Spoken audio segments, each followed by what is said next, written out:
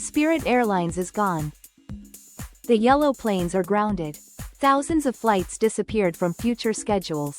And for travelers who loved making fun of Spirit, it might be tempting to say, good riddance. No legroom, no free bag, no free seat selection, sometimes, not even a free cup of water.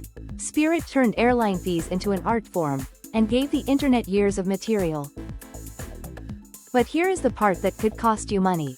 You did not have to fly Spirit to benefit from Spirit.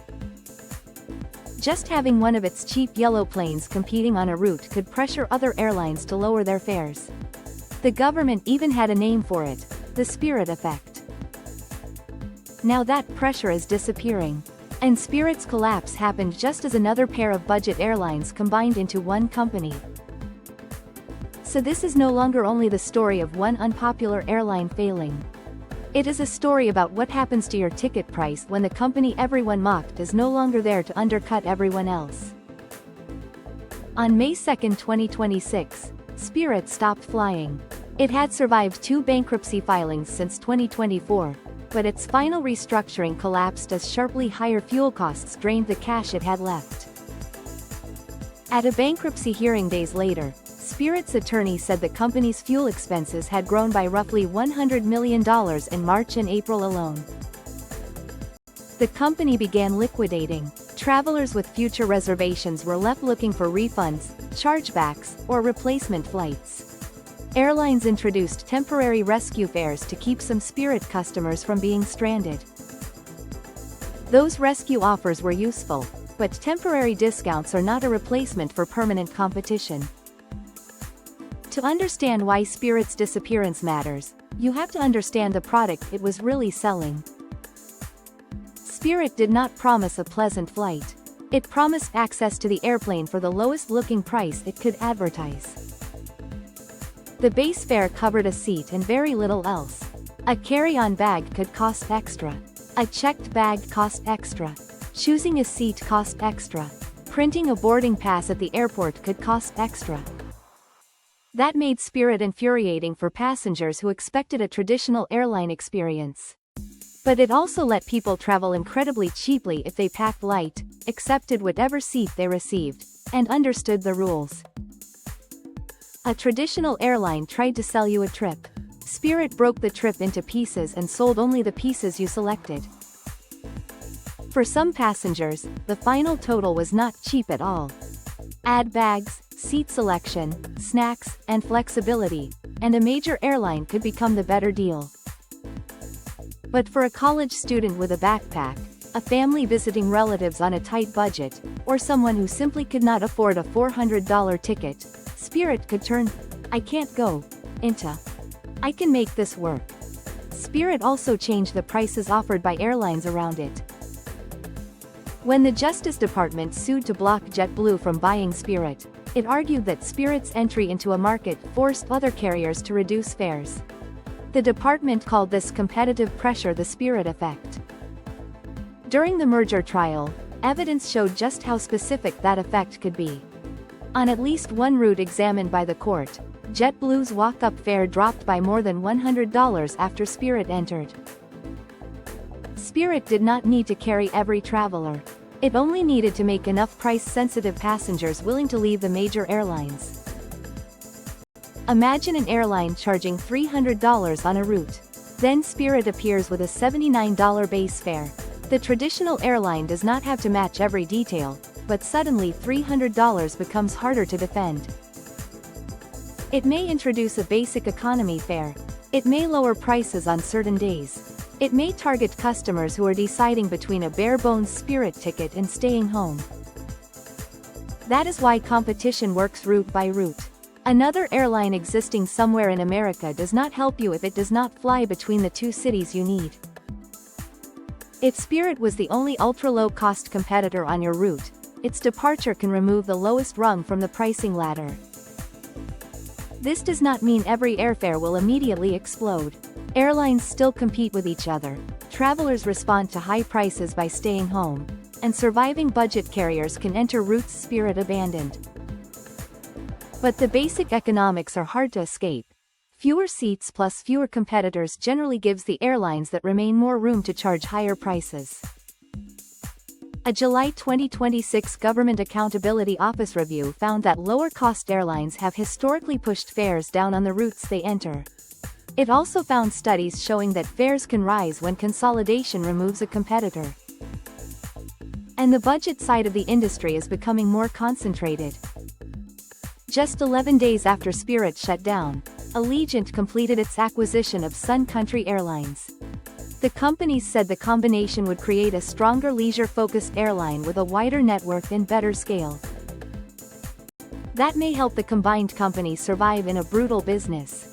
But from the passenger's perspective, two separate decision-makers became one.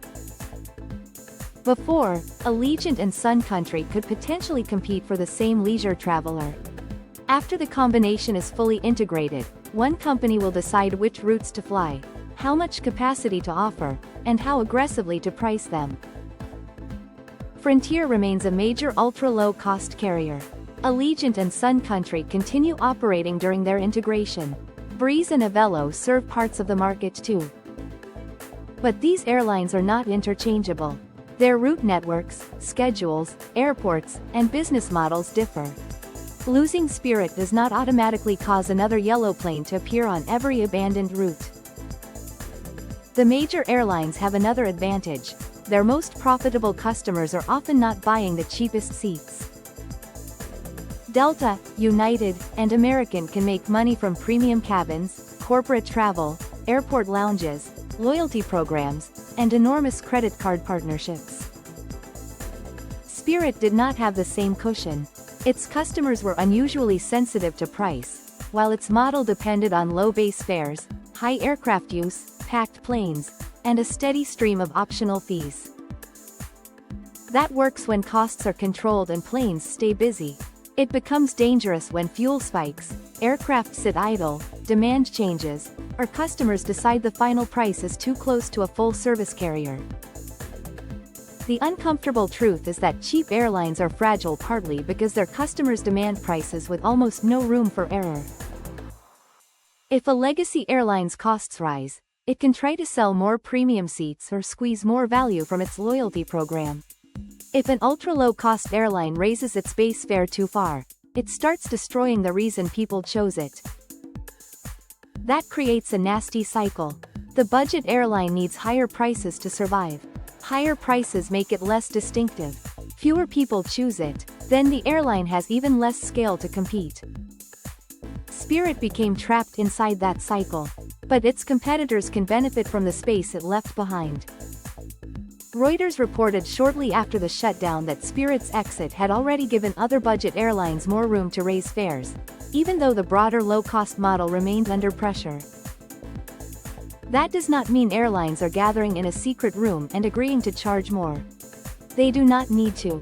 When the cheapest competitor disappears, every remaining airline can see the new market conditions.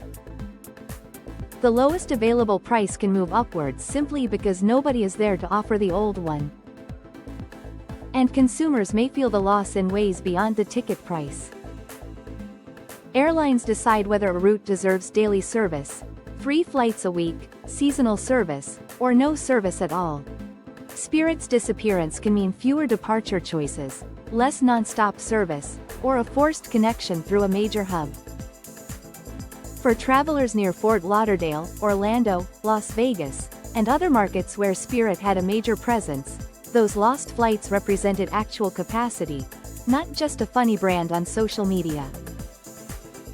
If another airline takes over a route, that can restore competition. But airlines generally add flights where they believe they can earn acceptable returns, not wherever stranded customers would find them most convenient.